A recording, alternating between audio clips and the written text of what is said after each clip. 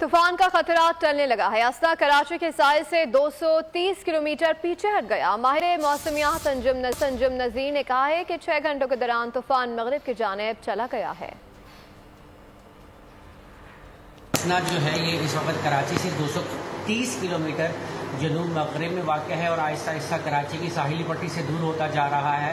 تاہم اس کے اثرات میں آج کراچی میں ہلکی بارش اور چند مقامات پر معتدل سے موسلادھار بارش کے امکانات ابھی بھی موجود ہیں اور آج کراچی شہر میں ہواؤں کی رفتار 40 سے 50 کلومیٹر فی گھنٹہ تک رہ سکتی ہے۔ آنے والے ٹائم کے دوران اس کے اثرات ہب سے لے کر پسنی جونی تک بلوچستان کی ساحلی پٹی پر سمندر میں طغیانی تیز ہواؤں اور چند مقامات پر معتدل سے موسلادھار بارش کی صورت میں رہے گا اور اس بات کے امکانات ہیں کہ یہ طوفان 1 تاریخ کی رات یا 2 تاریخ کو عمان کے ساحلی پانیوں میں داخل ہو کر ڈائی آؤٹ ہو جائے گا۔ سبسکرائب کریں اور بیل دبائیں تاکہ کوئی خبر رہ نہ جائے۔